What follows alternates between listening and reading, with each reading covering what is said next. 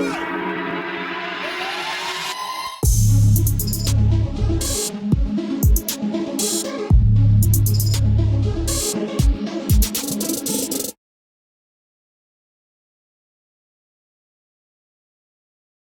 guys, today is January the 9th of 2022. And I wanted to go over gold using Gann price and time technical analysis. I put this picture on my opening just because it's funny. Bitcoin and gold and the government, and the Fed, it's just a big joke. Just a big joke. Anyway, take it as you may. Figure it'd be a funny opening of my video. Let's get into the good stuff. Okay, so we're going to start out with a 3-year time frame. I'm going to show you the key data points that I see in regards to the cycles. The first one that jumps out at me is that 241 right here, and then the 117 are the dominant, not the dominant, but the more important cycles besides the dominant. The dominant's 35, which is this bottom one right here.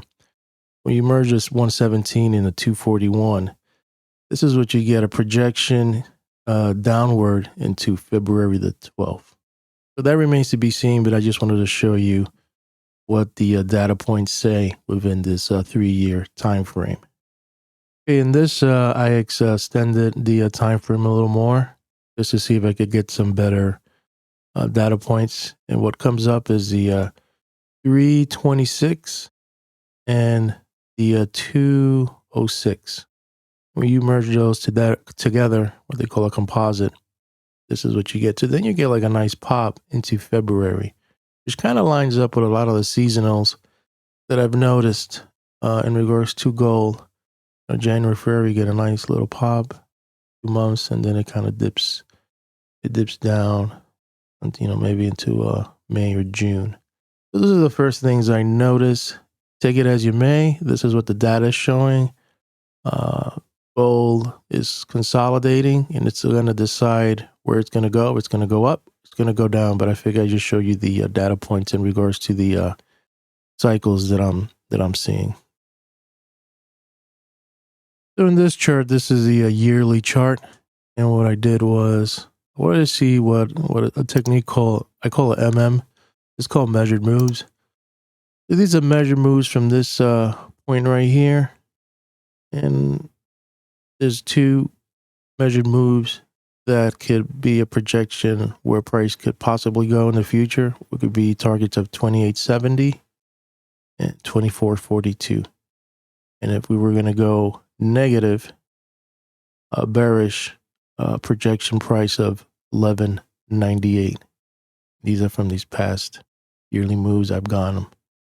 It's just something I have on my radar. So you can see we just kind of been inside candle trading on a yearly, a pretty big picture. Looks like we just haven't gone anywhere last year. This is a big, huge yearly candle of 2020. The next thing I want to show you is the Elliott Wave big picture.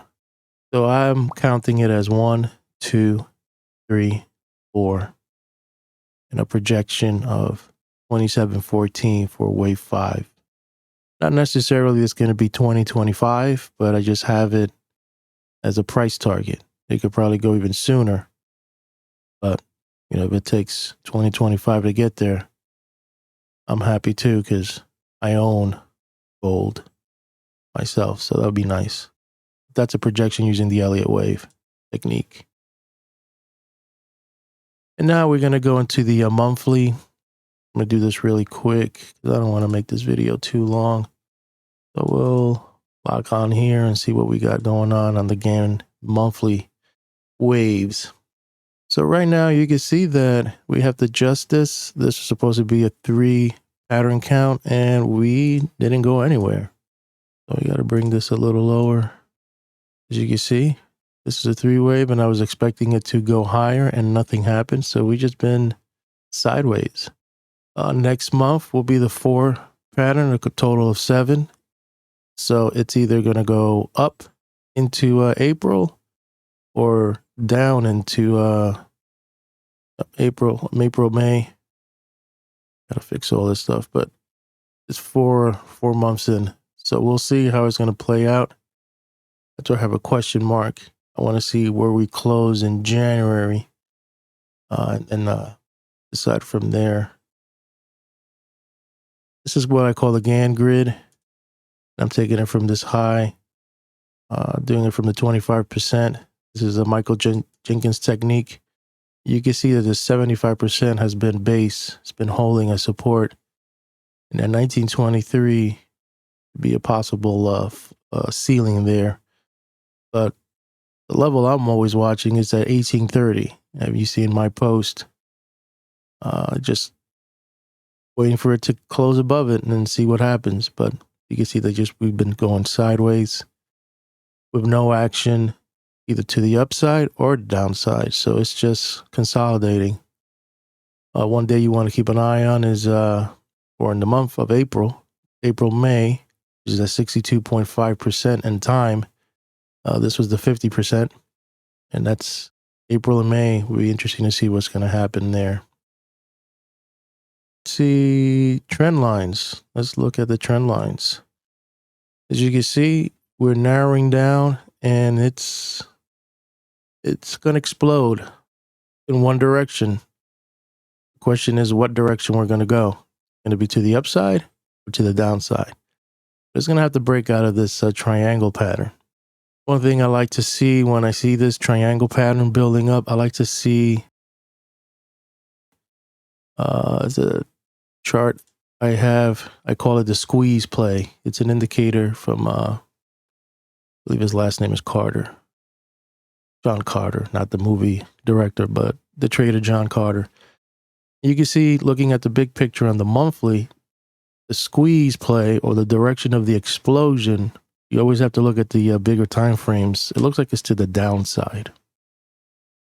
It's something you want to keep in the back of your mind. If you're maybe thinking about going long, just kind of, waiting to see what happens. But you see that we've been in this range from 1922 all the way to 1678, just sideways. But this is indicating that the pressure is building to the downside. So once you get a green signal, and according to the technique theory indicator, you go short. And you can see that right here. This is weekly. We've been in a squeeze play since October the 11th. It hasn't really gone up, hasn't really gone down, and it's just every week. Now looks like it's kind of look like it want to go up here, and then now the blue is like the pressure is building to the downside. And here, you can see like right here, you had an explosion. That's how the trading signal is. Once you get the green, you go long, but it was short-lived, and then it came right back down. And now you got a PPS sell signal. You got a buy signal here. So it's kind of mixed. It's kind of like all over the place. And that's just because it's consolidating. So this is the monthly, weekly, daily, and the 12-hour. Those are the ones I normally see. And then this is more, for intraday trading. You can see here. And this is the 30 and the 15-minute. Lastly, I want to cover is the levels. So you can see on the weekly, we've just been in the cloud. This is where it gets volatile and crazy. Some new levels you want to keep an eye on now is this 1880 on the weekly cloud. So right now, it's not either bearish or bullish, but according to the theory with the Kumo cloud, you don't want to be trading here. And you're right here at the point of control, which is at 1781. Value area low is 1689. So if it's going to be in this consolidation mode, gameplay you could do is just buy the dips anywhere around here we hit, buy, and just have a little stop just in case you're wrong and it really wants to flush down and maybe kiss this 200 SMA, or short it when it gets really extreme to the top. Value area high is 1926 right now using a 2-year weekly chart. So those are the key levels here. And you can see that the cloud is negative and may want to turn bullish. I'm not too sure, but it's just kind of in, sideways mode. You can see the MACD, all these signals. And that's why I haven't really gone into it because I don't want to get chopped off and think it's going to break out, but then it's a head fake. You know how the game is. Also, you know, the central banks don't like gold and silver, you know, high. They favor more, you know, Bitcoin and all that, and all the NFTs, that kind of, you know, electronic digital currency and money. So that's their favorite, you know, not gold and silver and stuff like that. The daily is the same thing. You got a value area high using a 3 month. So this is more, you know, hugging price, which is 1814. Point of control is 1788, and value area low is 1766. You can see this is a good support on the cloud, 1756, and at 1816. So 1816, 1833, tip of the cloud, linear regression channel. Let's say we could get at least a close above this cloud right here, and definitely above here, which is 1883 and 1920. The conviction for the bulls of discovering higher prices, or at least retesting 2089, will look much greater. But while it's here, it's not really interested, but I just have it on my radar. I have alerts set at 1830, 1882, and also the high of 1917. Okay, this is the last chart I'm going to be showing, what I call the master chart. And right now, using the solar cycle, you can see that it tops out on the 20th, and then it just, you know, dwindles down. So we'll see. 20th probably be an important day. It's a Thursday, 1920, around there. Let's take that off. I also ran neural nets. That's a computer algorithm, and it's saying that the 10th should be important, which will be coming up, which will be Monday. So keep an eye on that. I don't know if that's a pop, an explosion, a breakout, or it could be a dud, but I think I showed you. Then it shows something around, it doesn't have a date, but I kind of look at it as maybe a turn or something, somewhere around March the 18th. That's a Friday. So you want to put it on a little sticky pad. It also indicating something around August 1st of 2022. Well, it's a Sunday, so maybe probably be a Monday after that. So let's see how that this plays out into the future. Let's take that out. Let's look at some advanced support and resistance levels.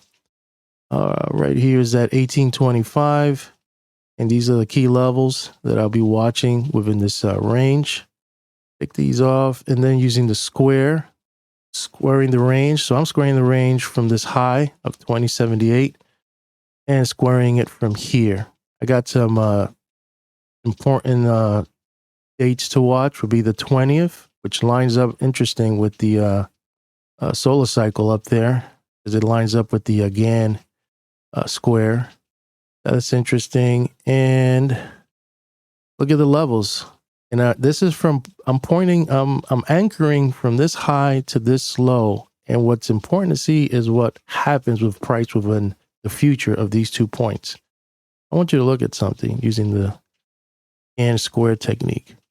Look how price action respects, you know, sometimes it pierces it, but look at this one. This was just straight to the point at 1876.